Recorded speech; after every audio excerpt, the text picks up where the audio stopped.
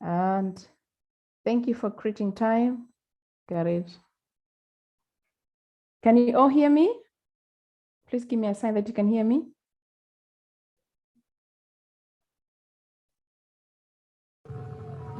Can you all hear me? I can hear you. Yes, I can hear. Yes, we can. Perfect, perfect, perfect. So we are live on YouTube and we can start now. Let me just copy this on Facebook page and then we can start. So we are live with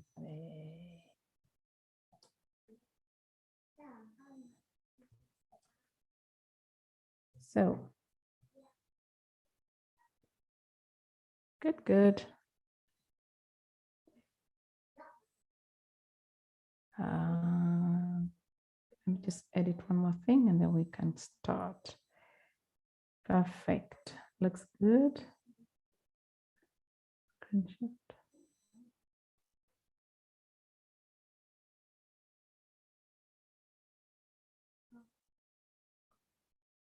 So, yes, it looks good. It looks good. Just give me one more minute. I fix something and then we start. Admit.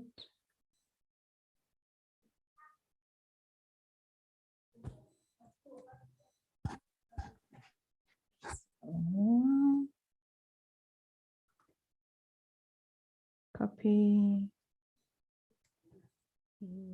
Yes, it's a funny YouTube thing. So, good. I hope mko salama from wherever you are, whether in Kenya, in Germany, in France, Switzerland, and dunia yote. Good to see you all. I hope you're not freezing. Like where we are today, it's very cold, lakini tutazoea. So thank you so much for joining us this afternoon, this late evening in Kenya. It's 6 p.m. in Kenya, it's 4 p.m. in Germany. And I'll show you a few things before we start off with the WIDU project. We have been supporting this initiative just because we share common goals with WIDU. We have a platform where we share business and career opportunities. And I just want to show you a few more of some of the highlights that we have on the platform. And then you can check later on before we go to the WIDU meeting. So let me share my screen. I just show you 1, 2, 3 things that you might take home apart from the WIDU event, and then we can start. So yeah, so this is our website. If you don't know the website, I can drop it in the chat. So we share business and career opportunities. We coach international students who would like to come and study in Germany. So if you go under career, you'll find several information about studying, working in Germany. You can find some of the stories. We have interviewed different people who did different things in Germany, who trained here, who've been working here, who've done their PhDs here. We also have a section where you can find scholarships, and we actually also try to post past scholarships so that you can prepare for the next intake. We also have an interesting sector for business opportunities and a business directory. So if you go here, you'll find WIDU initiative. And one of the other things I wanted to show you is, of course, our services. You can see how we help students and professionals, what we do, and the services we have for the businesses. And currently for entrepreneurs who are watching us here, or even for the donors, if you're interested in adding up your business skills, we have partnered with the European Business University Luxembourg, and we're giving scholarships for business courses. So, and these scholarships, they normally go for 740 euros, but they're giving them at 30 euros. Yeah. So you can see some of the courses they're offering: business management, financial accounting, business ethics. We have women in leadership, project management, and CPA. And you can do these things online. You don't have to be here. So they have web sessions once per week. So check the link. It's under scholarships, and hopefully you can secure one of these scholarships. So there are no requirements for you to join. So the EBU concept is try to help or to reach out to many people to get access to skills and education. That is why they're really saying, hey, come and join the community of the EBU and benefit from getting one skill or two. So that was my short, yes. And then we have one more session of, if you're looking for a mentor, we are yet to update the platform. We have come across so many mentors doing different things, most of them trained and have been working in Germany. And you can see the different sectors where they are. If you go to business entrepreneurship, you can see different profiles, like Shali worked, trained here, did her undergraduate and her master's here. And then she managed to relocate back to Kenya. She's currently working for SAP. So if you'd like to join SAP in Kenya, Shali is the right partner. Alan also studied here and he has a coffee company. He's bringing coffee all the way from Tanzania. James has an insurance company here. They've all done business courses, but we're yet to update the list. This is just some of the people we have on the platform. We have a few lawyers here who have done different things. You can check later on. I just flipped through quickly. If you're looking for anything in medicine and healthcare, we have a medical doctor, we have a pharmacist, we have a nurse and a dental assistant. We have quite many. We have about 100 and more, but we're updating the list with time. So you can check later on. And if you find any interesting contact, any mentor you would like to connect with, let me know. Some of you, I've seen them in the chat. We might be having you on the platform. We have people who did also their PhDs here in engineering and IT. Others have done different things. There's one lady who is under environment, came on a fellowship program.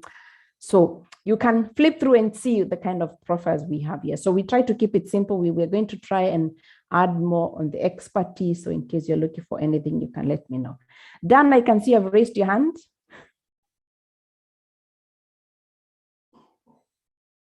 Okay, so I'll stop sharing the screen and then we can kick off with the WIDU session. Thank you so much once more. And the session of today is try to figure out what is WIDU. Of course, many of us have known, have applied for projects, and others are still wondering, where do I start? Others have already enjoyed the benefits of the 4 projects, and others, some of them have unfortunately been let me say, canceled for whichever reasons. So Frida is going to take us through the whole section. What is WIDU? And especially, what do we need to be on the lookout when we're applying for these projects? Yeah, do they fund NGOs or do they have to be businesses? What kind of businesses? Can you buy me a tuk-tuk? Can WIDU buy for us a car? So Frida, thank you so much. And thank you for taking your time. Salamu kutoka the cold Nürnberg. It's already dark here. And the floor is yours.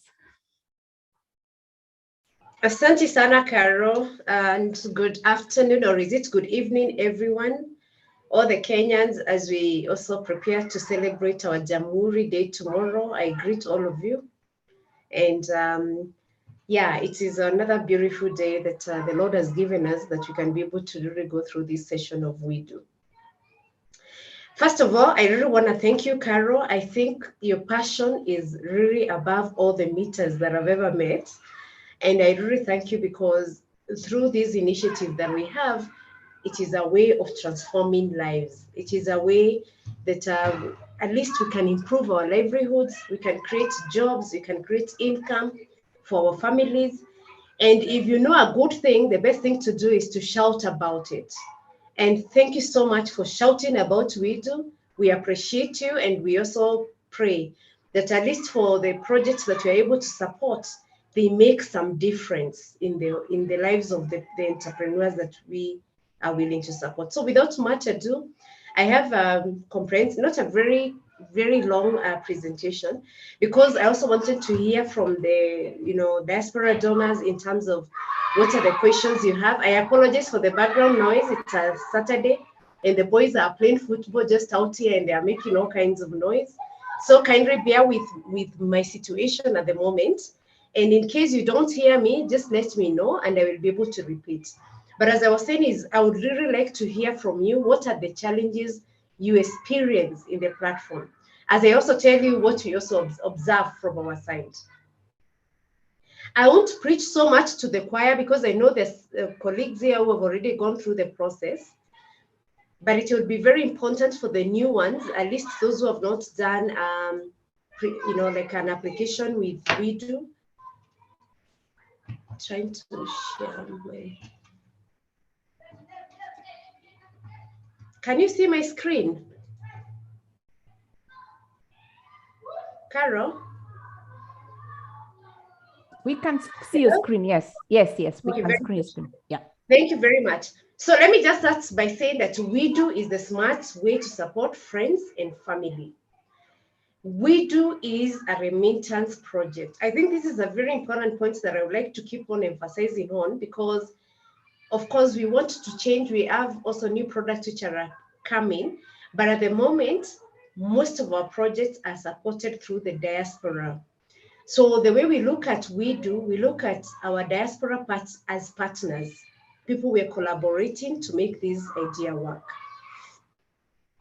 And let me just speak very briefly about our contest, because I think this is very important. According to the Central Bank of Kenya, remittances that are sent from all over the world to Kenya surpass the official development assistance funds.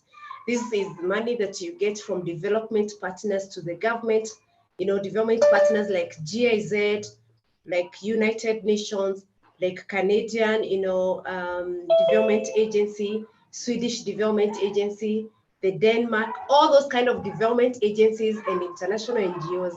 If you combine the money that they put in this country and other sub-Saharan African countries, the remittances that we receive from our family back in Europe, in US, in other African countries is higher. Secondly, it is higher than the foreign direct investments. And this we look at, for example, these companies, international companies who are investing in Kenya. That amount of money that you receive on remittances is higher. In fact, the Central Bank of Kenya estimates that 3% of our gross domestic product is made up of foreign, of diaspora remittances. So it is something that we all know that you cannot ignore. The issue of remittances. But there's another interesting aspect, and this is that 75% of these remittances are used for consumption. And what do we mean here? You send money back home, and the money that you send back home is used, to buy food, to pay for education fees, hospital medical bills, rent. Others go to Diani, Mombasa for leisure with it. So it is just what we call recurrent budget. You use it this month, you will want to use it next month. And therefore, your family will ask for more money next month to pay rent or to be able to meet the day-to-day expenses in the home. 75% is very significant. 25% of the money that is sent by the diaspora is used for investment, but is not always transparent. I know if we open this discussion right now and ask you, for example, have you ever tried to partner with your family back home or to do a project back home? Some of you might be very disappointed. I was participating to the Kenya Diaspora Alliance Convention, which just ended yesterday. And one of the things I heard from one of the diaspora returnee, she told me, she's called Dr. Njoki, like you Njoki. She told me, Frida, let me tell you, I was living in the US and I was living in the UK for many years before I got back home. And I wanted to build a very, stable house because I knew I wanted to come back home. And I sent all this money to my brother. And when I got home, I wanted to kill my brother, but because I knew one day I might need a kidney, I forgave him. So there are those kind of stories we hear all the time, that the 25% that is actually sent for investment is not always transparent as you'd want. There's also another very important factor, and this is the untapped potential in small micro enterprises. And these ones are, those startups, those micro small businesses, also targeting women. Let me just say this, because also the projects that we have is really targeting 50% women as beneficiaries. And what we're trying to say here is the fact that even after COVID, many people went back home, their jobs were lost, they started, what we call ASOs. And we also have people who are, in employment, and they also have a side hustle just to, complement the income of the family. And this is quite untapped. But also what we observe with this clientele is the fact that they are also they're not banked, they don't have a bank account, the majority of them, but they are very digital. They have a smartphone. And these factors that I'm talking about here have been incorporated into the WIDU concept, and to be able to really take into consideration how do we ensure that we can get more from the 75% remittances of consumption, and reduce that and make livelihoods. Because also we know when people get jobs, you dignify them. People don't want to keep on asking for handouts over and over again. So this is also a very important. So I would say that the WIDU is a new development corporation that really combines, the traditional classical development corporation model that we had with a financial corporation. And now that happens, you guys know this, that we are trying to ask the diaspora, the money you normally send back home, please keep on sending it. But can you just, redirect a bit of that and support a family member or a friend whom has a fantastic business idea, or a ASO, or a business which is already existing, but they're struggling with access to capital and finance? And with your support, because it really starts with you, with your support, then the entrepreneur can also put in a quarter of the amount, and WIDU will match both of your contributions. So if you put in 25%, the entrepreneur will put 25%, and WIDU will put 50%. The minimum amount of money that you can put is 125 euros, and the maximum amount of money that you can put is 1,250 euros. Whatever you put, the entrepreneur must put, and we match it. This is the financial component. The non-financial component is business skills, and this is, we are giving this through very customized individual coaching, business coaching. We are doing financial literacy. We are teaching our entrepreneurs how, for example, they can be able to keep records. We know so many businesses who are doing very well, but they don't have records. Even when it comes now to assess a loan from a bank, they don't have anything to show for it. So this is actually the backbone of our coaching. The first thing that we do is really teach them about financial literacy. We teach them about business modeling. We use an approach called the business canvas model that has 9 blocks. For example, how do you do marketing? How do you do a proper business plan? How do you do a proper outreach to entrepreneurs? But how also do you add value to your business? How do you make sure that you have a niche? Yeah. So this is customized business mentorship and accountability, one-on-one. So our coaches are going to the ground, they are talking to the entrepreneurs, and they are providing this aspect. And then all this business growth and job creation, and all this is done through the WIDU online platform. That is www.WIDU.Africa. Please just visit that link, www.WIDU.Africa, and you can be able to see it's in fact, we have right now, I think last month or last 2 weeks, we were able to launch the new front end. So it has a new concept. You will also get instructions on how to register and how to follow all these steps. This online platform ensures accountability, transparency of transactions, because the diaspora member is able to track every transaction that is happening with the entrepreneur. Also, WIDU team is able to track. Also, the entrepreneur is able to track. And it is not possible, for example, to have our, entrepreneurs, going and taking a photo of another business. No, we look at the business plan, and through the business coaching, they do proper verification just to make sure that actually what was promised to be bought is bought. You cannot buy, say you will buy, for example, a Samsung refrigerator to keep drinks. And then we look at the receipt and see, no, but it's not Samsung. This is another model.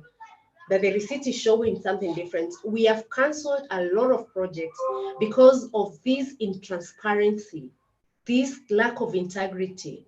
We're trying to say WIDU is a project which is bringing together all these partners, the diaspora member, the entrepreneur, GIZ team, and other, the coaches also, they're able to get access to their platform.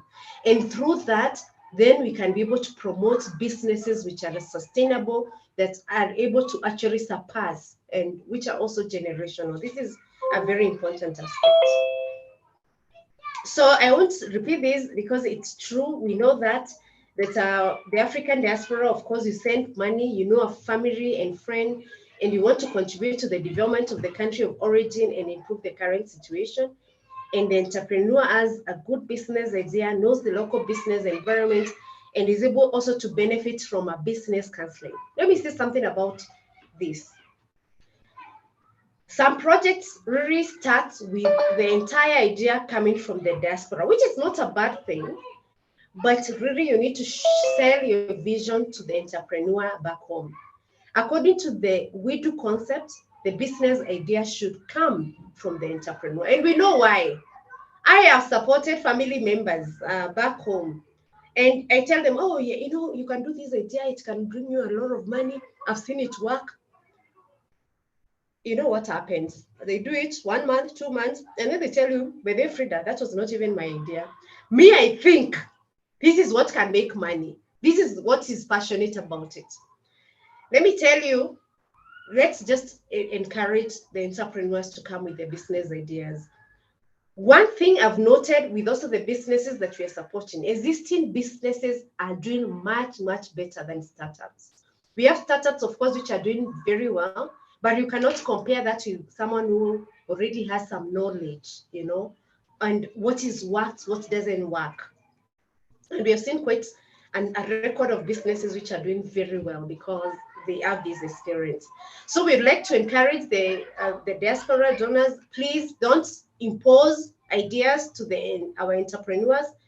Ask them, you can prompt them, you can you can really polish their ideas, but let them come from them. We have seen scenarios where, of course, the entire business plan has been done by the diaspora donor. We know this. Let me tell you how we know it. Sometimes you're filling in the details, even you asked what is the number of the entrepreneur, you put your own number, you say +49. Already we know, nani amejaza hiyo form, And sometimes when we send our coaches to the entrepreneur, they don't have a clue about this business idea. They don't even know the direction. So it already tells us a lot in terms of, okay, this means really the entrepreneur didn't come up with that idea. And the final thing I wanted also to say is based on experience and also the kind of conflicts we've seen so far is that the business is owned by the entrepreneur. I really want to make that as a very strong emphasis. The business is owned by the entrepreneur. The business is not the diaspora donor. The reason why I'm saying this is that we have seen scenario where there was a big conflict because there was a conversation on the side with the diaspora donor where they tell the entrepreneur, okay, even sometimes they are not even family members. I will give you the money and this business is mine, but you must let my family to be, And things go bad because humans are humans. We know human the way human is. So as much as possible, as you've seen, the contribution, let it be 25% from the diaspora donor. Let it be someone you really want to uplift, someone you trust, someone who is a family member whom you want, their livelihood to change. Don't do business with this model because if you do try it, we have seen it backfire a lot of times. So I think for WIDU, we really want to promote transparency and participation of the diaspora donors. And the way to do this is we are really supporting you to verify that investments are done the way they're supposed to be done, but also we are giving expertise to the entrepreneur. This is the process. Again, as you can see, the donor is the one who is starting the entire process. You invite the entrepreneur, you register the business. After registration of the business and uploading a business plan, WIDU team looked at that business plan and says, hey, it makes business sense. And I think that is where I would like to also answer Caroline Joki's question about, do you fund NGOs? No, we do not fund NGOs. We have rejected a lot of business applications because it was something which was not making money. For us, we are supporting businesses. Businesses whose objective is to make a profit, businesses whose objective is sustainability, businesses who can pay, employees, they can pay rent, and they can also pay themselves and continue. We are looking at business continuity. Going concern. I was having a meeting with our coaches the other day, and I was telling them, I'm just challenging you, let us support our entrepreneurs so that they can create businesses for generations to come. It is possible to do that. So let us look at this concept as a seed kind of concept, where we're really trying to put mechanizations and put, structures and foundations that can really propagate, businesses to continue. The second aspect of it is the joint investment. And the joint investment is where both the donor and the entrepreneur put in their contribution, and they buy the assets they need to buy, and they get the one-on-one coaching. And they upload the receipts in the platform.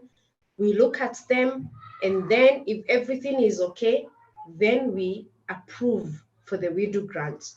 And the WIDU grant also is given so that you can be able to propagate. So from the beginning, from the investment plan, if, for example, you are applying for 1,250, which is 2,500, you need to put up an investment plan of 5,000 euros. 5,000 euros, 2,500 joint investment, 2,500 WIDU grant. And I'll be able to say later, of course, in terms of what you look out for when you're looking for the business plan. One of the things you need to do is, of course, make sure the business plan makes business sense. It is not an NGO. It is not, a community initiative that is not making money. It must be a business. And then the second thing you need to also look out for is make sure that you exhaust the joint investment first. So avoid partial payments. Like if you're buying a car, just this week we had one of, I think one of the business entrepreneurs who had put up an idea to come up with a digital taxi services. So what he did was he had an investment plan of 5,000 euros, which comes to almost 650,000 Kenya shillings, and 316,250, something like this. He said, I'll pay the first installment, and when I get the WIDU grant, I pay the second installment. This is not permissible, because for us, we need to see the investment first before we release our money. We need to see your commitment first. And the only way to see your commitment is to verify the expenditure. So if you say you're going to buy a car, then you have to buy the car with all the money that you have. Then we look at it, then release the next installment, and that other installment, maybe you can top it up and buy another car, or you can buy tires, or you can buy laptops, if you're doing, for example, a digital taxi, phones, or pay an employee, or these kind of things. But you cannot partition the investment. Yes. So that is, I think, in terms of the products that we have. Of course, we have the original WIDU grants, which is 2,500 mats. Funding, as we said, 1, 1, 2, 1 for the donor, 1 for the entrepreneur, 2 for WIDU, and professional coaching. And right now we're also paying 250 Corona top up, and we're asking the entrepreneurs not even to account for that money. It's just a cushion for them. Then we have the Corona Business Grants, which is on the extreme right. And this one is purely to mitigate the effects of COVID. And again, I see a lot of mistakes in this CBG, the big Corona Business Grant, because people want to create awareness. And the question I ask them is, when you create awareness, how do you make money out of it? Your Corona Business Grant must also generate income. It must make some business sense.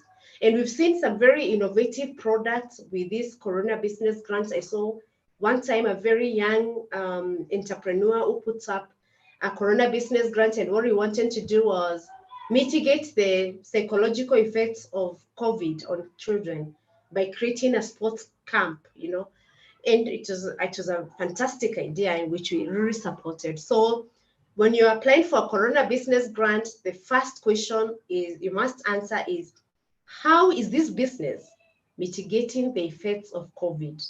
And also we provide funding and coaching, and we give 2,500. What is very unique with the CBG is that we don't require any private investment from the donor, neither from the entrepreneur.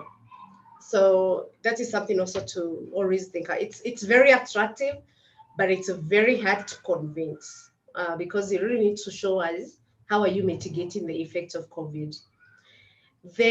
This one is an upcoming, and it's going to be a very unique product because it will be a local thematic call, which is called the Green Business Grant. Green Business Grant. It's why it's going to be very innovative is because we will not need a diaspora to promote this. This is going to be directly to the entrepreneurs here in Kenya who are doing green businesses. We provide funding and coaching, and we will give up to 5,000 euros. There will be, I think there's a mistake, no private investment. No, there's going to be a private investment. We're still going through the motions with the ministry and also with GIZ and of course the senior colleagues who are involved in this, just to see how do we balance it. So do we say that the entrepreneur needs to put in 2,500 and then GIZ can double that amount? Because based on what we have observed, the experience we've made with the CBG, it's very risky. We give this money, people take a long time to account for it. You can imagine we're giving 316,250. That is some money you can spend within 2 months. You can document it and upload it. But we see that it's even taking 4 months, meaning that when we give this money, people redirect it to other things. So we really need to make sure that the Green Business Grant we are able to actually see that it does the work that it's supposed to do, and people don't take advantage to redirect it to other expenses. Yeah, this is our numbers so far. We are doing very well, I must say. Actually, projects right now, we have like 400. I think based this presentation, I worked on it this week, but I think between that Wednesday, Tuesday, and yesterday, we have new projects. So we are looking at almost 160 something approved projects. We have over 400 Kenyan entrepreneurs who have done the registration, and we have 20 Corona Business Grants. What that means is you've given 310,000 euros. We can do better, I believe so, if we spread the word, but also in terms, because for me, to be honest, I'm managing this, the Kenyan portfolio right now. And to be honest with you, I'm just sharing my heart here. We would rather have even few businesses that work than giving a lot of money and no business which is working. So you'd rather really have something which has impact, something which is changing a life, something which, entrepreneurs are doing something. And I'll show you, just like this lady here, I think last time you all met her, Eunice, she's doing very well. She has bought cameras, of course. Now she has bought a PA system. So she's doing coverage, coverage of events and providing a PA system, but she's also doing her own videos and uploading them to YouTube. And she's very passionate about it. seed money, not a lot of money, because it was at first 2,000 euros, and then 2,500, which is now is a second grant. And she was telling me the other day, Frida, I'm almost finalizing with my documentation, and I will be applying for the third one. And we would like to support these kind of young people. And the other many businesses. You can see this also. You met Kevin, the salon in Kikuyu. The first time I went to this salon, they didn't have the things you see there. They didn't have the dryers, they didn't have the cupboards, they didn't have the ladies who are doing the nails. They didn't have that. They only had the kinyozi side. When I went back the second time, I said, wow, they have already a salon, it's working. And it's just, commitment. This is the photo you see of Nyamachoma. This business is in Siaya. It's called Hangover, Heat Out, something like that. So they're doing authentic Kenyan food, managu.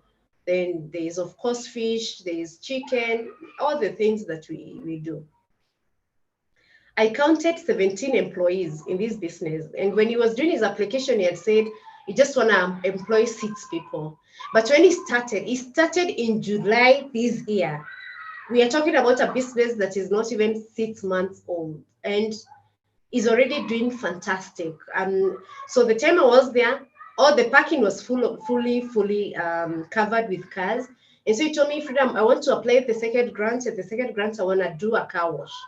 Because I've seen a niche, my customers come here, they hang out here, they eat, we can wash their cars, we can have vijana wasaidie kuosha gari, and they get something out of it. Of course, we have Christine, the farm. I would tell you a lot of stories. As you've seen, we are almost paying now 100 projects, almost 100 projects up to the end of this month. What that means is that we have businesses which are doing very well. And we also have businesses which have not moved, they have stalled, which is unfortunate. But we also know that is the way life is. So we want just to encourage the diaspora donors. The concept works. This is a fish cage in Port Victoria, Busia. Fantastic, like this guy has already put the infrastructure for his fish cage. His work now is to change the nets and harvest after every 8 months.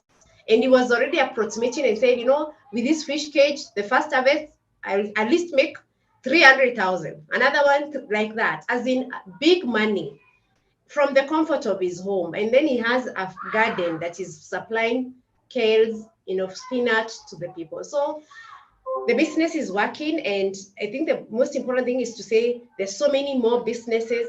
We just need commitment, passion, and the right foundation.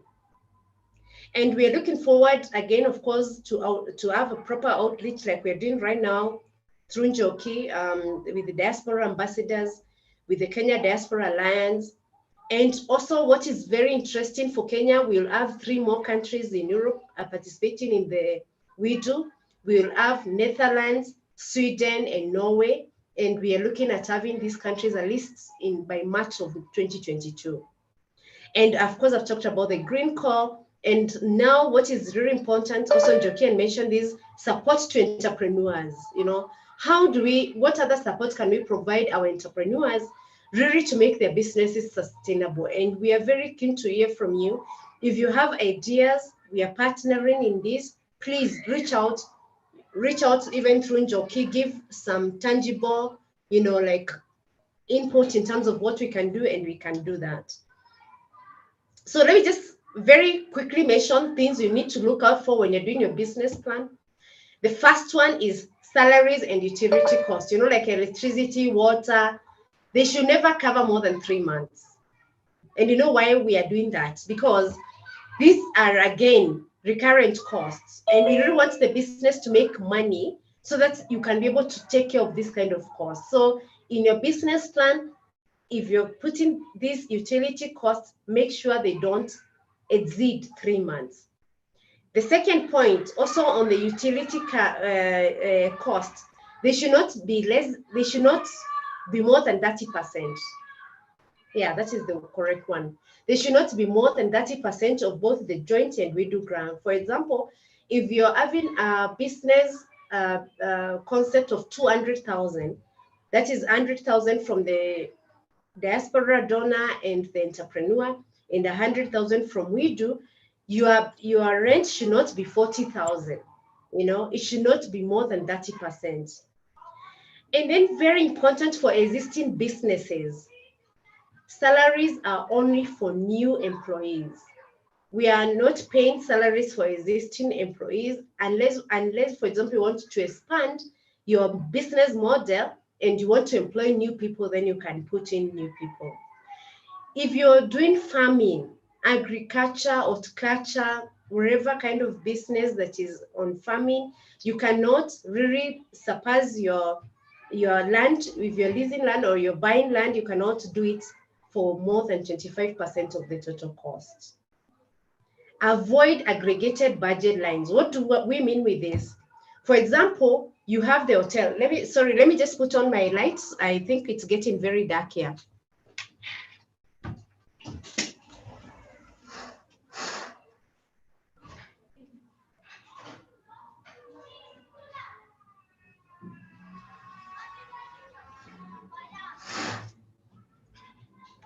Yeah, thank you very much. Jackie, are we still in the room? Yes, we're still here. Very good. I thought I'm speaking to myself. No, we're all here listening. Very good.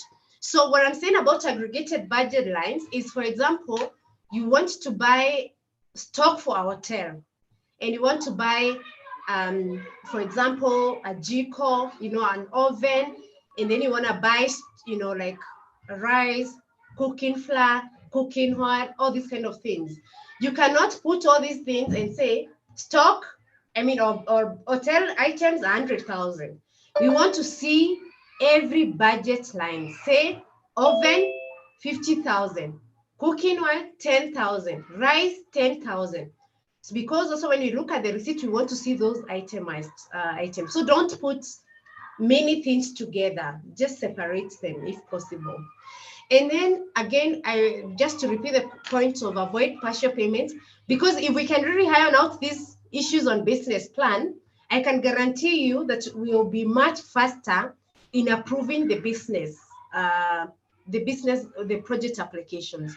Because most of the time is the fact that everything is okay, except that you put salaries for 6 months. So we have to take back to you and say, kindly correct this, and so that you can, so look out for these things, and also we will share this presentation so that you can also have a look at it.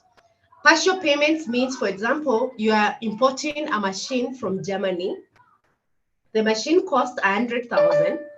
The import costs 70,000. Transport from Mombasa to Muranga is another 10,000. So what we mean by partial payment is where you say, machine, I will use my money, and the donor, the diaspora donor and the entrepreneur, and we just buy that. And then WIDU grant will pay for the import duties and transport. This is not possible. And let me tell you why it is not possible. Because we need to verify the assets you buy before we release the WIDU grant. So if you've already bought the machine and it is in Mombasa and you need us to release the money, kunakuwa na makasiriko sana hapo. But we actually don't allow it to go to that point, because at the business plan, we already return it back to you and tell you, please just make sure you avoid the partial payments. What should be bought by the diaspora donor and the entrepreneur in joint investment should be exhausted first before you go to the WIDU grant, and also the process. I have seen there sometimes, of course, where, and maybe it's also the fact that maybe we're not communicating better, which we really want to do. Make sure we communicate better and we are understood. And how to do that is really to make sure that, for example, things which you're supposed to buy, you buy them, you exhaust, because we also don't want you to be very reliant on WIDU grants. WIDU, as you know, GIZ is another government enterprise. So I have seen this because I've handled quite a number of times the email support. So Donor anaandika email, amekasirika yake yote. You people, we submitted the money last week. Up to now, we have not received the money. So, like, we have approved the project on maybe Wednesday. The donor and the entrepreneur, they're already asking for the money on Friday, 2 days after. You know how payments are done in any organization, their processes. So, for example, we approve the grant. We do it in Kenya. We send it to Germany, to the head of our program, who also has to put a signature.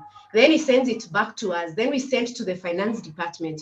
Then the finance department, they put it on the tail end of other transactions. It will take at least 14 working days.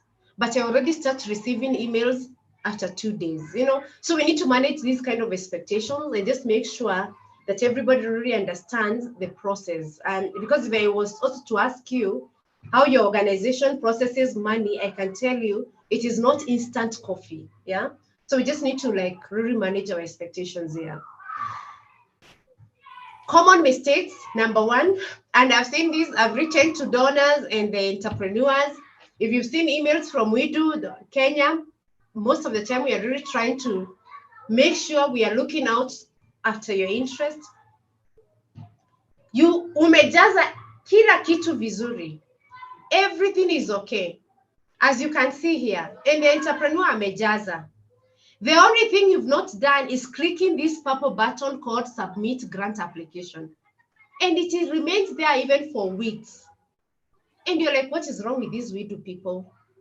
So, and you know, sometimes you can imagine how many projects you also receive. Sometimes you may not even notice until it comes to the next stage of grants, you know, of the grant application. Then nobody even notices this.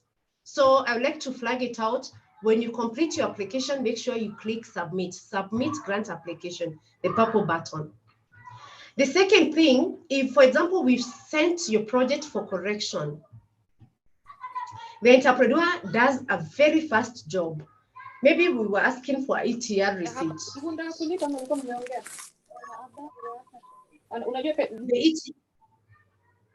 The ETR receipt, and they do that. But you know what they do? They forget to tell you, the donor, that I've made some changes in the investment plan. You kindly need to submit the project, because we want you to be involved in every stage. So if there are any changes which are made, you must like validate those changes. And how you do that is really by clicking again. You save all the changes in the platform and then you submit. That is one. The second observation is when entrepreneurs are uploading their documentation for the joint investment, but also for the WIDU investment. There's a mistake which comes there all the time. Please account for all planned investments. The reason why this mistake comes out there is because after they upload their receipts, you know, you click here the investment item, the timing of the investment, then source of investment. There are two options. You click either joint investment or WIDU grant. Now, when they are doing this accounting, you must first upload all the receipts for joint investment. Then the second stage, you must say how you will use the WIDU grant. So you must come back here, the same font again, and put how you will invest the WIDU grant when you receive it. And when all that is done, you will see it actually gives you the power to click the submit button. So account for all planned investment, that is both the joint investment and the WIDU grant, at all times when you are also uploading the receipts, either for joint investment or for the WIDU grant. And Frida, just in a minute, we have some questions. We'll have a Q&A session after her presentation. She's nearly finishing, so keep your questions ready for the Q&A session. Thank you. Thank you very much. I'm actually finishing now. Always make sure, you know, on my left-hand side, as you can see, the diaspora donor and the entrepreneur, all the fields are green. That already shows you that you've put in all the information and everything is okay. You just need to submit. If you see the purple button where I violated the investment plan update, it's purple. What that means is that you've not completed, you've just started. You've saved either as a draft or you've just started putting some information and it's not all complete. Same case to the status updates. You can see it's in blue. It means you have not filled up that field. And then from the diaspora donor, you can see money transfer is in gray. What that means is that you just need to go back to your profile and save money, you know, where you did the remittance slip. And then you save everything. All the time, the most important thing, make sure if you see your files are not green, no, there's something you need to do. And most of the time it's just filling an information or just clicking save the changes. Thank you very much. I think that was it. And thank you very much for your attention. And we can now maybe look through for the questions. Asanteni. Thank you so much, Frida, for the very detailed. You're muted, Joki. Ah, I'm on mute? No, I'm not. Can you hear me? Ah, okay. Yes, we can hear you. Ah, okay. Thank you for the very detailed presentation. And as you can all see, that is why we decided to bring Frida to come and enlighten us. So don't spend all that money buying the goats at home. Spare some money and apply for the WIDU project. And I'm sure now you know the mistakes to avoid. Frida, you forgot to mention about the counterfeit of the receipts, which is a big issue right now.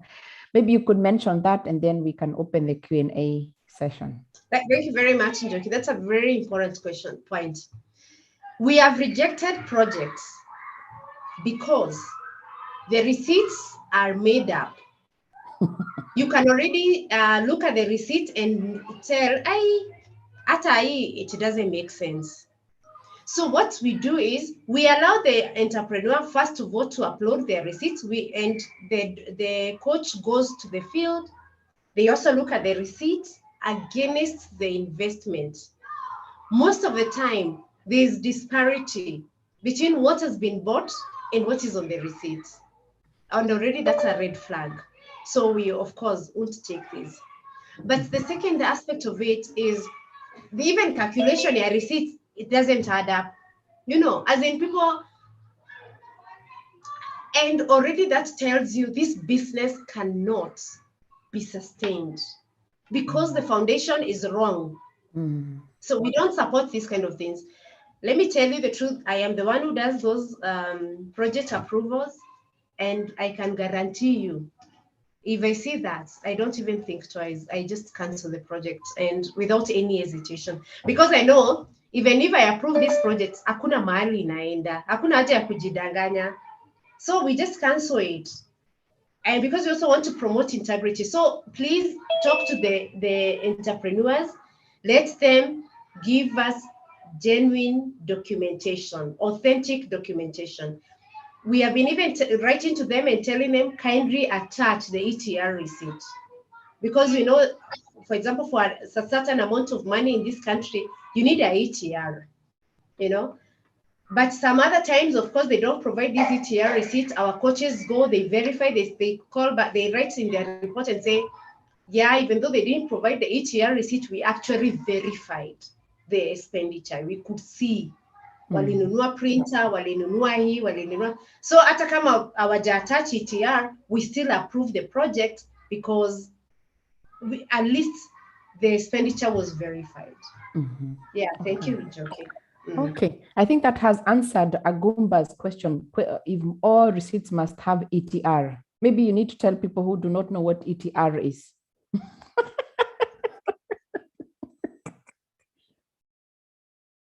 You're on mute.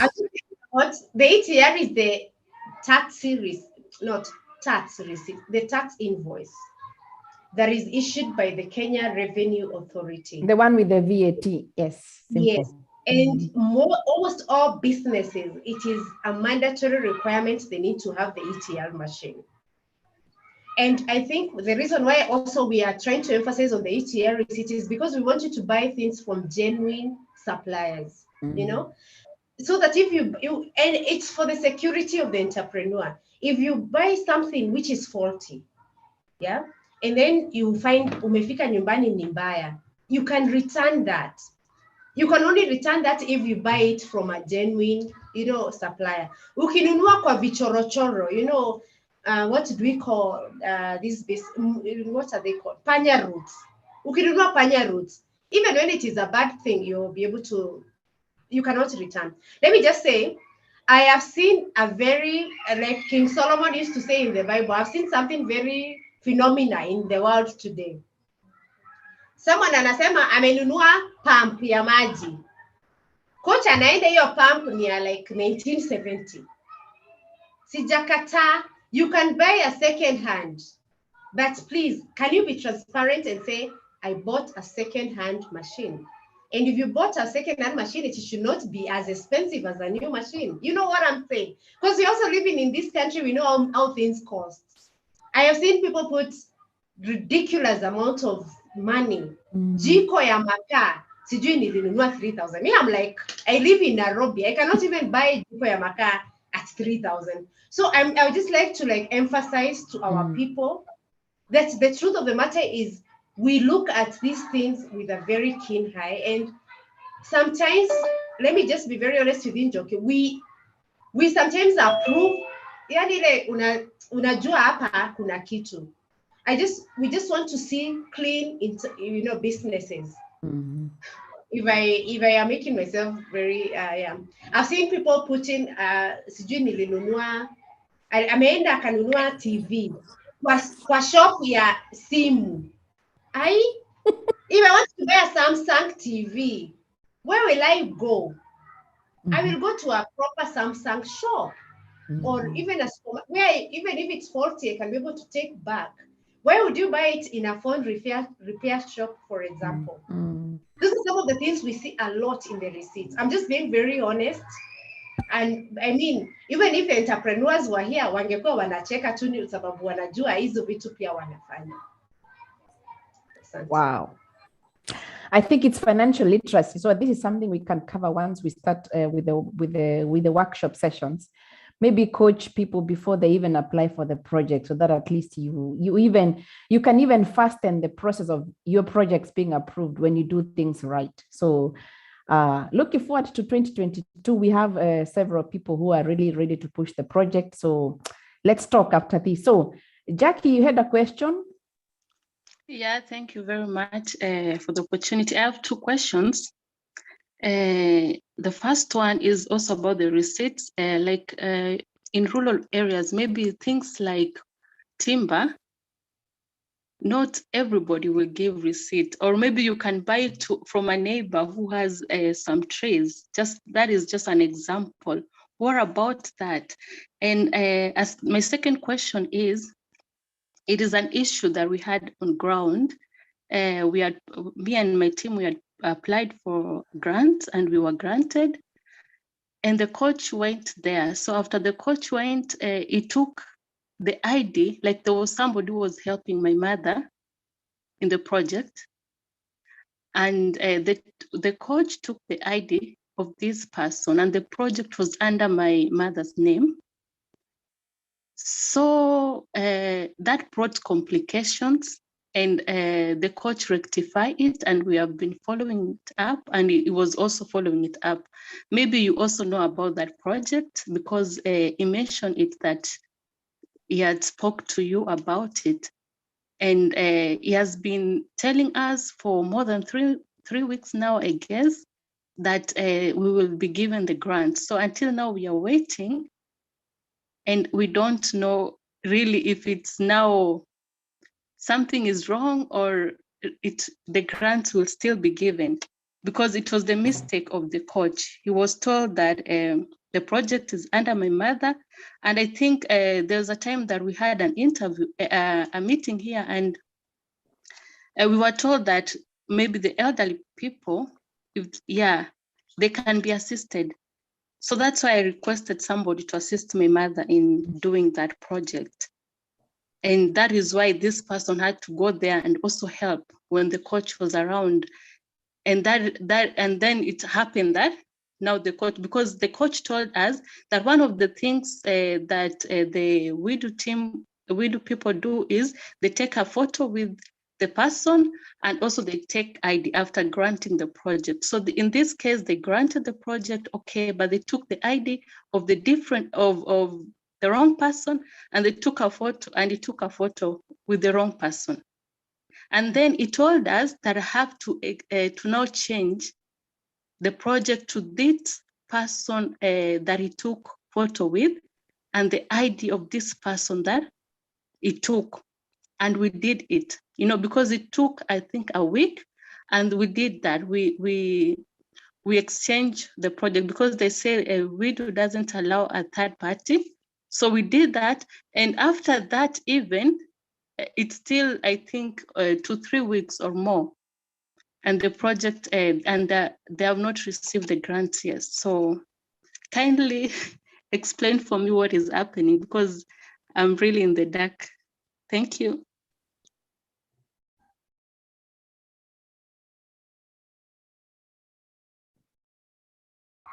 I hope I was clear. You are very clear, Jackie. Thank you for your Okay. question. Yeah, thank you very much. If you do want me to answer these, or do we take all the questions together and then answer them together? And Joki, I'm asking you. Maybe we can pick one more. We can pick. Can see Kepik has raised his hand, and T. I don't know who T is, so maybe you can ask your questions too, and then we can answer them together, or your comments.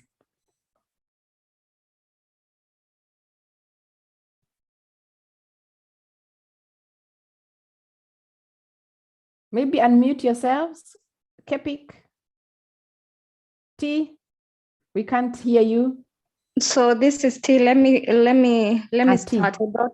I thought the other person is going to start. So I had a question when it comes to, because I am a donor to an entrepreneur in Kenya, for example, and I think we had the case of that partial sharing of costs, that there's a machine to be purchased, and then should we purchase the machine and then WIDU clears? There was something, I think the point is came from there, because I was like, it's good to also have the information. So it was that would not work out. So I was asking now that let's say the machine is going to be purchased from both investors, let's say me and the entrepreneur. There are some, let's say there are changes to say in the plan. Must the plan be updated first? Or is it okay that the coach already came and we can just show where the money was allocated to?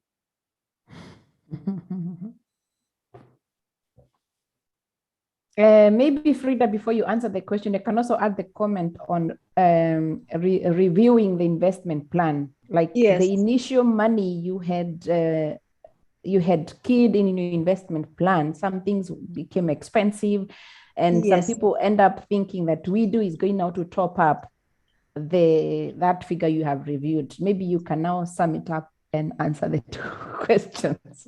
I think that's what. Oh, sorry. Please go ahead. I was saying, I think that was cleared. It was the initial investment, because I was to do the maximum of the investment here. So it remains. I don't have a problem. And when it comes to WIDU buying the machine, we said it's okay, they will buy, and we will take care, or I will take care of the importation and the import duties and everything. There is no problem. It will go beyond, but we know that WIDU is not going to cater for that. Yeah, it's clear. Okay. Okay, then we can have Kepik commercials. He's trying to unmute himself. Kepik, are you okay now? Yes, yes. This is Simon. Yes. Thank you, Joki, and thanks, Frida. Frida, my question is, I don't know how you deal with joint businesses from the entrepreneur side, right? So because there is only one account that an entrepreneur sort of has to register. What happens if there are two people coming in and sort of, like agreeing to put up a business together? So this is, how do you deal with that in that direction? Thank you.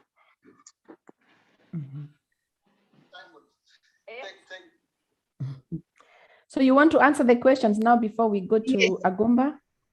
Yeah, thank you. So let me very quickly to start with receipts. Yes, we understand our context because we are also working in this country. We understand the people who are in very remote areas where they cannot be able to get receipts. For example, you're buying sand or even what is it, mchanga sand, soil, as in the people who are buying soil, for construction, and they're not used to providing receipts, or they don't have any type of documentation. So what we did with the coaches, we came up with templates. The reason why we came up with templates is because, colleagues, we must be accountable. We are supported by, as you know, the federal government of Germany. They are our donor. They require us also to be transparent and accountable for the money they give us.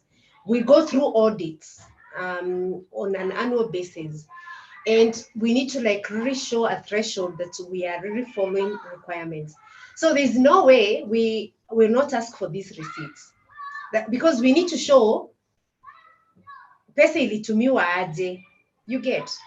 So what we did was we came up with templates, and these templates, again, we have seen challenges with the entrepreneurs. They don't fill all the fields. They must fill in all the fields. The field must be filled where, who is the supplier, what is their contact details. They must give up their telephone number, what is the amount of money that you bought, what is the item.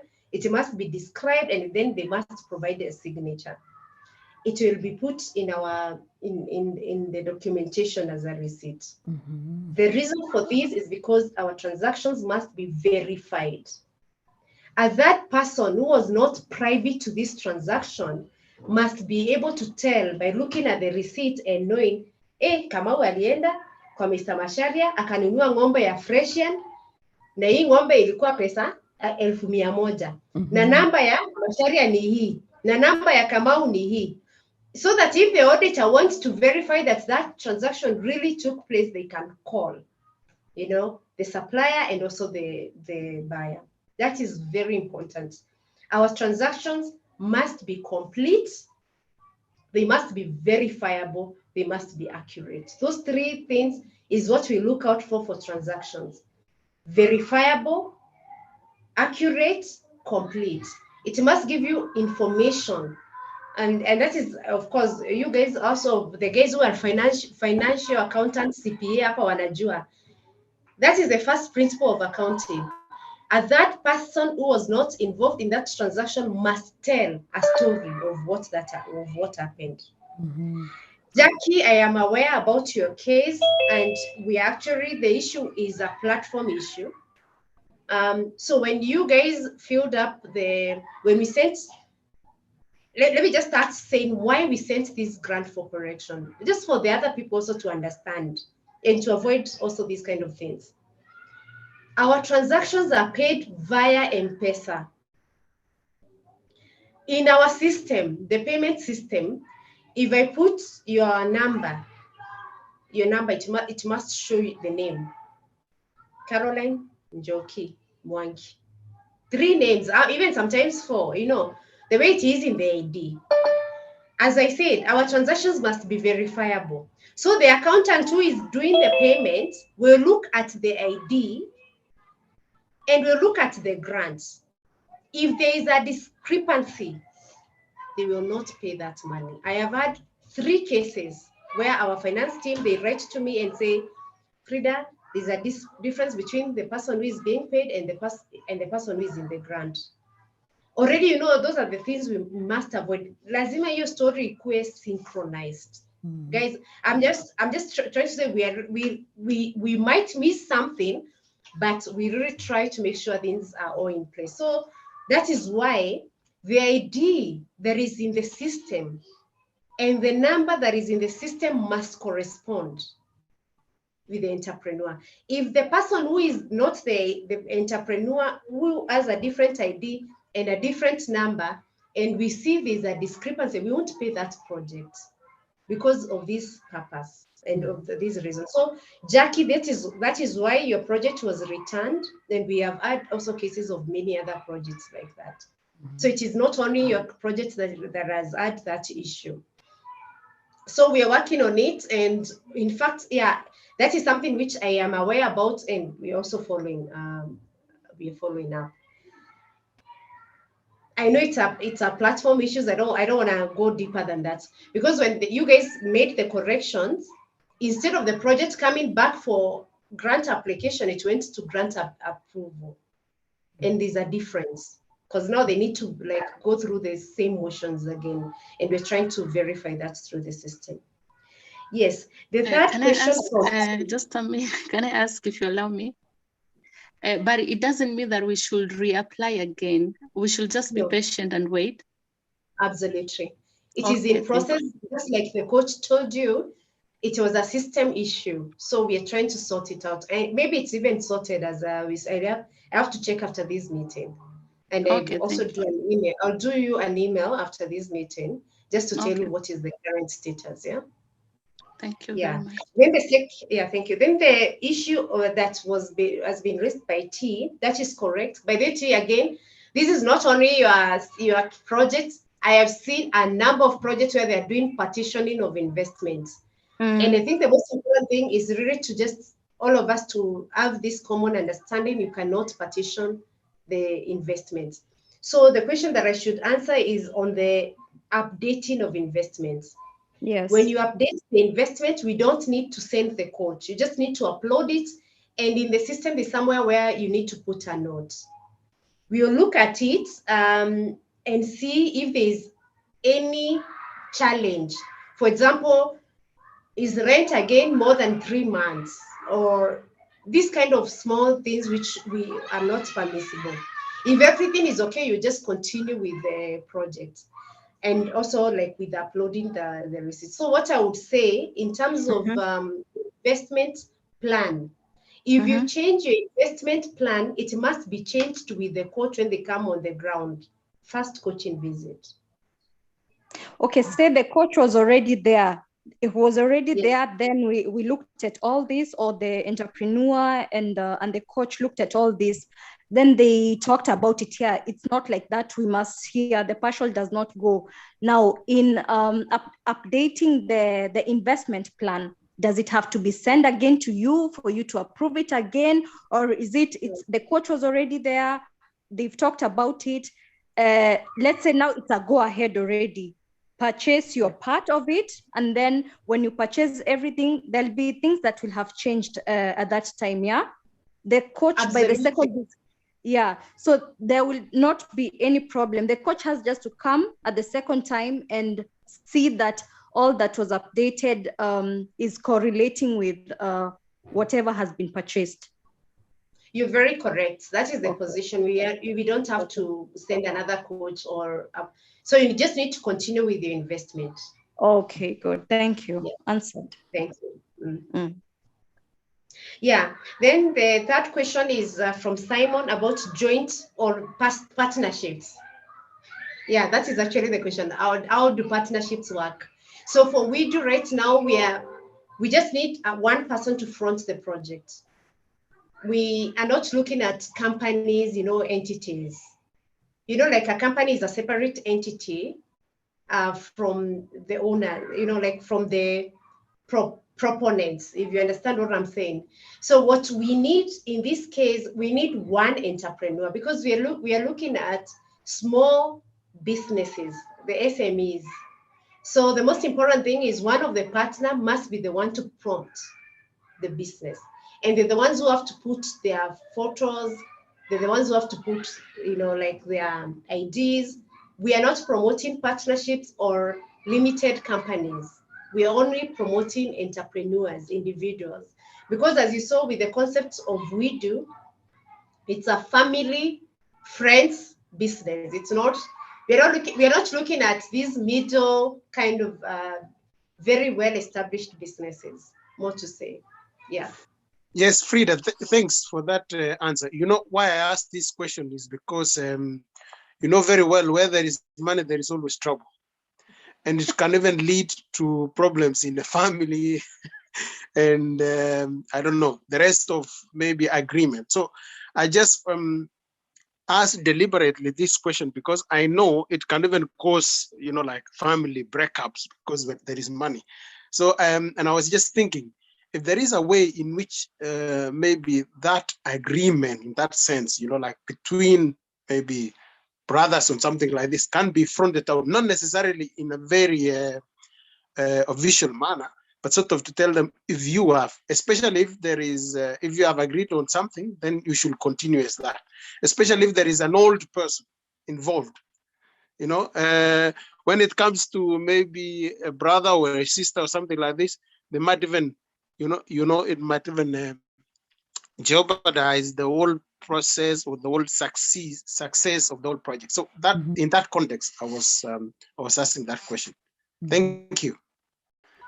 Thank you very much, Samuel. Let me just add something small in what you're saying, because by the way, we have seen those conflicts. And by the way, the donor and the entrepreneur, both of them really tried to put WIDU in the middle of this issue, which of course, to December, we cannot get involved. Let me tell you why we can't also get involved. WIDU concept, as you can see, is a very straightforward concept, and it's really based on trust. Let me put it this way. It's really based on gentleman, gentle lady agreement. Like the Jew business. Unajua ile mnapatiana pesa na hata amuandikiani because mna trust each other. Ama Somalis. I really appreciate our Somali businesses. They do, you can get even 10 million and hata mjaandikiana, but they know your pesa itarudishwa. This is the kind of concept we are trying to promote here, ladies and gentlemen. And the reason why we are trying to promote this is because we're also looking at, we know family and we know friends, they can fight, but please just support people you can trust. I think that is the only thing I can say. We have like 4 cases in Kenya, and I don't know globally how many cases we do in other countries, but I can tell you a lot of stories with these kind of things, and emails and whatever sent to us and telling us intervene, and we are like, we cannot intervene because we are not the ones who identified the entrepreneur in Kenya. You are the one who did it. You're the one who knows your family better than everybody else and the friends. So, Simon, I absolutely agree with you. It is happening. It happens all the time, but you just need to promote like a gentleman, gentle lady agreement. Na mtu akikuletea shida mwambie, tafadhali, let's be like the Jews or the Somalis. It is possible. Yeah, I think that is my answer on this matter. Thank you. Thanks, Frida. So Agumba or Lodge, unmute yourself and ask a question. We still have 5 more minutes and then we close the session. So. Okay, thank you so much, Njoki and Frida. I have related questions. They'll be flowing from the first to the third. The first being, upon approval of our business, like the idea of the entrepreneur and the donor, upon its approval by WIDU, must the 2 of us invest our 50% and the coach to come and verify before WIDU sends its 50%? That's the first one. The second one, in related line, if the business is already existing and the entrepreneur already invested some money and has authentic receipts towards that, can the receipts constitute his or her 25%, even though they were done before we got approval from WIDU? Then the last one, which is also related with that, is that if I had sent some money to the entrepreneur and bought some, of which I have documentation that I sent some money to the entrepreneur earlier, before registration of this business, before I knew about WIDU, and bought some items towards the business, of which there are official receipts, well documented. Can such money which I had already sent form part of my 25% contribution towards the business? And the last one, which overrules all my questions, is that is everything supposed to start afresh the moment we register the business or the business gets approved by WIDU? Thank you so much. That is a very structured approach. Eh? Yes. Hata mimi nimeshangaa I hizo think maswali. I think Agumba is doing his PhD. That's why he's very structured. Yeah, they're very structured. My brother will watch. Let me start by talking about the 50%. Upon approval, yes, you and your entrepreneur must invest your money first before we pay anything. So the way, this is the process. We approve your business. If your business is approved on Monday, by Wednesday, the coach will have gotten in touch with your entrepreneur. That's how fast we are. And maybe they will put an appointment within 7 days after the, or less. I've seen projects where the project is approved today. Tomorrow, the coach is already on the ground and they do the first coaching visit and they give you the go ahead to invest your joint investment. What that means is Mr. Oloch must send the money back home, and the entrepreneur must also put their money and they buy the items and then they upload the receipts. Then we send the second coach, the same coach for the second visit. They verify your expenditure. You upload, after you've uploaded your receipts, they upload their reports. They say everything is okay. Then that report gets back to us where we see everything is okay. Then we can make a grant approval decision and we pay. We cannot pay until that process is done. So 50% yours must be done first before we put ours. The second question, if it is an existing business, when you do the project application, there's a field where you're asked, what do you want to do? And sometimes there are two options. You say, I either want to start a new business or I want to improve an existing business. And then you asked, okay, what exactly? Then you describe the project that you want to do. Therefore, WIDU applications must start afresh. For example, you had a shop in Mombasa where you are giving drinks and you didn't have a fridge. It was an existing business. Sasa, you want to buy a fridge. So we will just give you the money to buy a new fridge to improve your existing business. We are not accepting any receipts, which was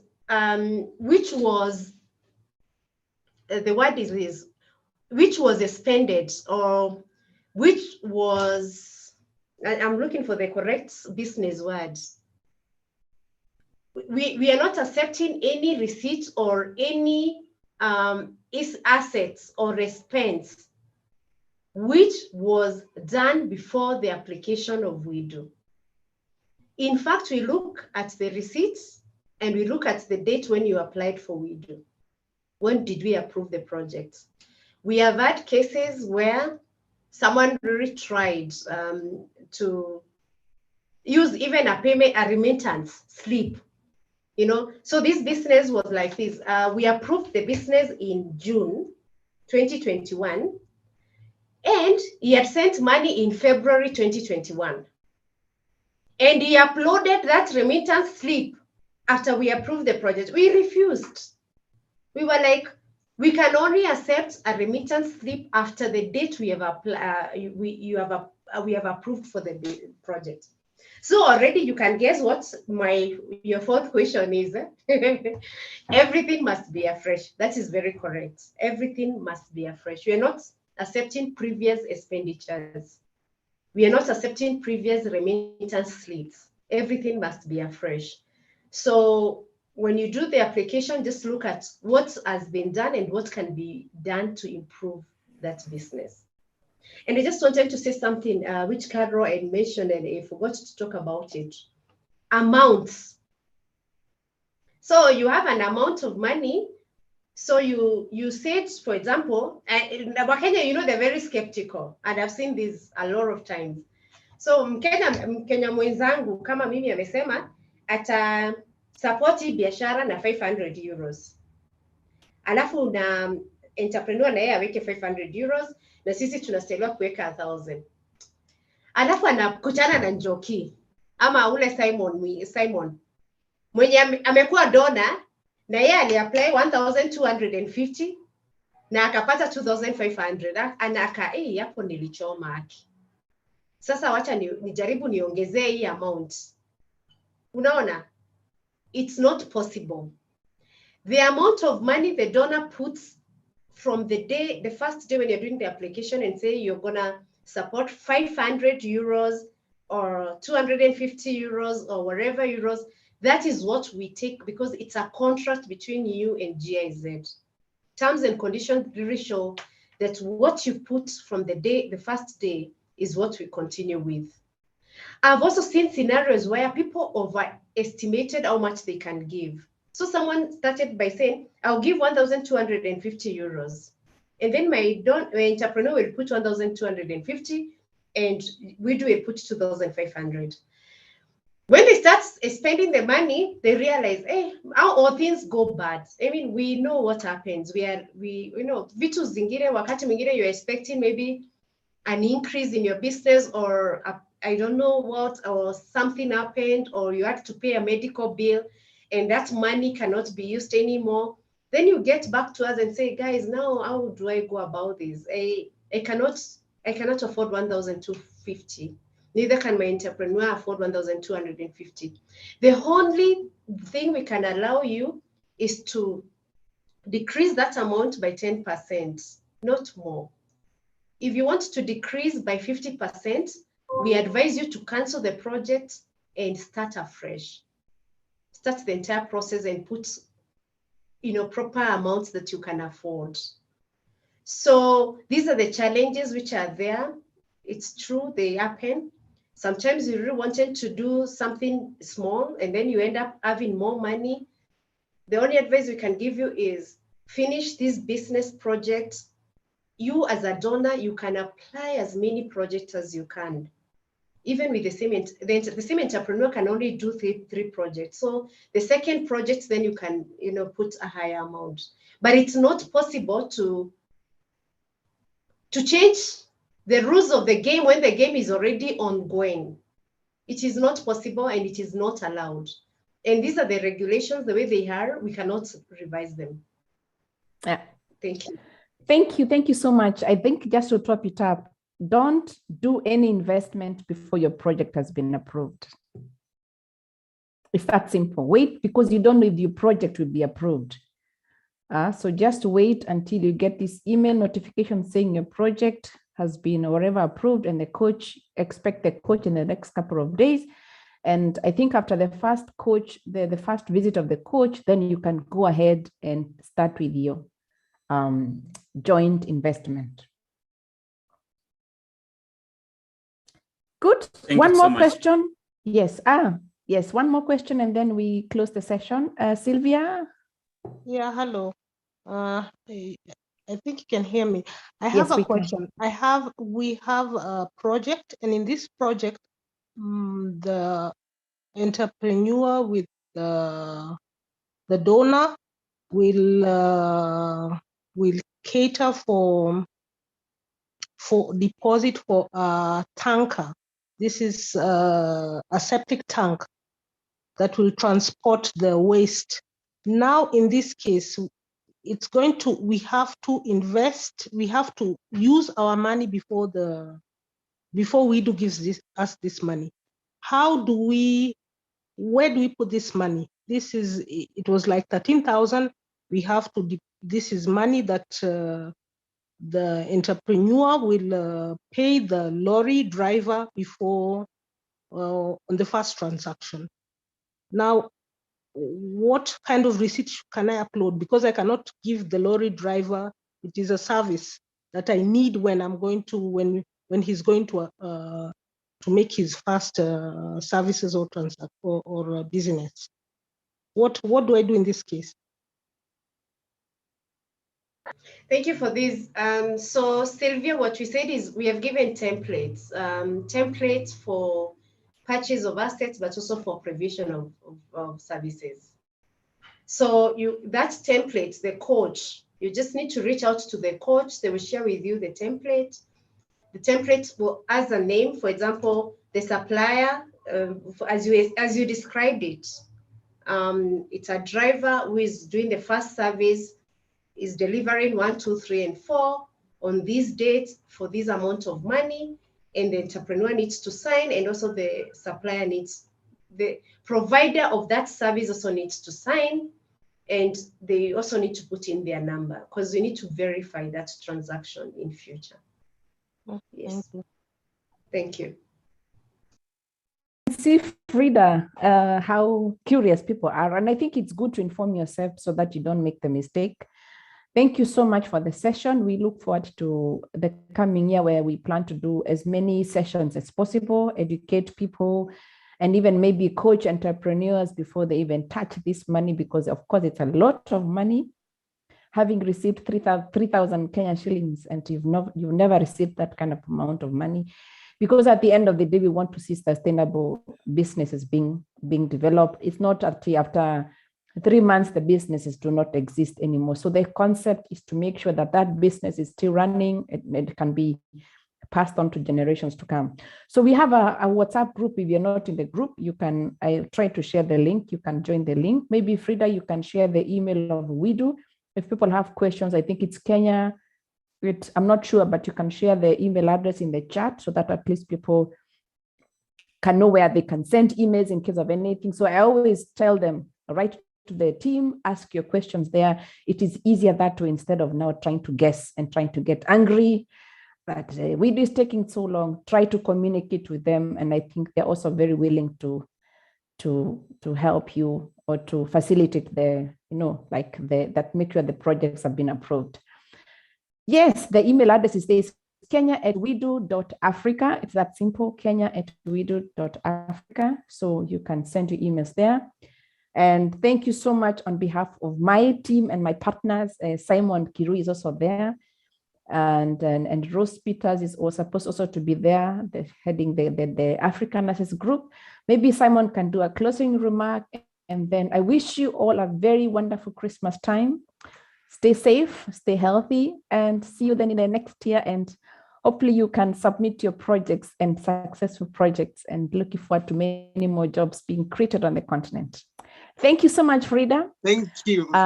For taking your time. We will definitely bring you, and maybe even we plan to have more sessions where we bring other entrepreneurs, we bring the coaches so that they can come and tell us what they're very keen on, so that we do not have these problems with the entrepreneurs and the donors, etc., etc. All right, then Simon, take the microphone and close the meeting. Thank you, Carol. Unless Thank Frida wants to say something. Okay, maybe. Frida, do you want to say something? Okay. All right, Simon. Okay. Thank you so much for the opportunity, and it was a pleasure also to meet the diaspora donors, and let us keep the conversation going. Thank you. Thank you, Frida. So Frida, thank you again for your presentation, nice presentation, and clarifying the issues. And I think then I don't like the word donor, but investors in Europe, and they're doing great work. So what I wanted to encourage also those who are here is to say that in the coming maybe months, we will be doing a lot of these sessions, and we will be clarifying a lot of issues. So to help us, maybe help others, is that if you know others who could benefit of this from this program, and maybe they know other maybe people here in Germany or in any other country here in Europe, we could also suggest to them, we could talk to them, and then we can arrange for to help them also apply for this, because we are only doing this for ourselves. And if one person will benefit, 2 people will benefit, we will all benefit, and we will have a brighter future as Kenyans and as a community at all. So I want to thank you all for participating. If you have questions, we have that group, WhatsApp group. You ask your question and we will be able to answer those questions. Otherwise, I wish you all well, wish you a good weekend, nice Sunday, and stay safe, stay healthy. Thank you very much, and goodbye. Goodbye. I just want to mention one more thing. As you can see, we have a very dedicated Kenyan WIDU manager, and I'm very, very happy to have Frida. And one thing I like about having you on the ground is because you are there and you understand our issues. So this is really a great advantage, having one of us uko on the ground pushing for this project. So you can easily understand our problems in another way. So the WIDU concept, as you all heard, is open for Kenyans in France. So if you know anyone in France, you can also send them the link to join the group.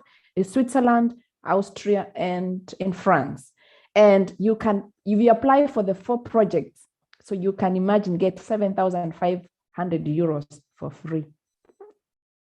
That is my closing remark. So go and apply for those projects. Plus coaching, very important. Bye-bye. Bye. Bye. Bye. Thank you. Dan, I'll send you the link. Here's the link. Let me see. Yeah, it's the link. Bye-bye. Bye-bye. Juicy. Bye.